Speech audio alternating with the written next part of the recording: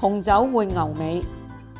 嗱，呢啲呢唔係普通嘅牛尾嚟㗎，係和牛嘅牛尾，肉質呢係好軟腍嘅，有大量嘅膠質啦，油都多啲啊！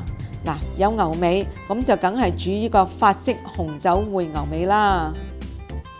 嗱，我哋嗰個番茄呢，用呢個滾水啦，我哋煮過去之後呢，就係搣咗個皮，切成大粒。嗱，洋葱呢，我哋呢係切塊啦，咁然後呢，我木瓜呢，我哋切開咗之後呢，去咗個核，切咗啲皮，然後呢係切件嘅。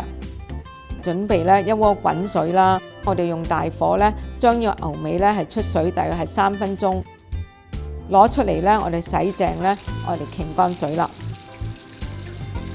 咁我哋呢係炒香呢一個洋葱同埋乾葱，大約係2分鐘。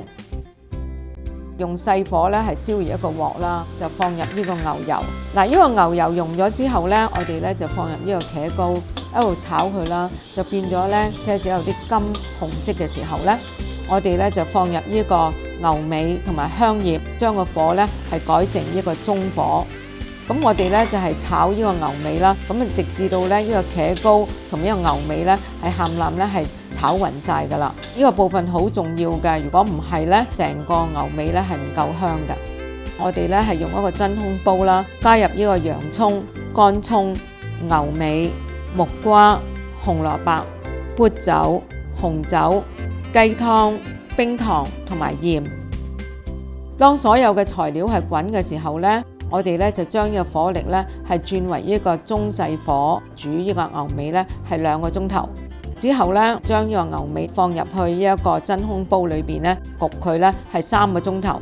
咁我哋臨食之前呢，撇走呢個面層嘅油分，用呢一個中小火呢係翻熱翻呢個牛尾啦，放入呢啲番茄粒啦，再繼續煮佢大約係15分鐘。如果係太稀嘅話呢，可以呢係落一啲生粉水嘅。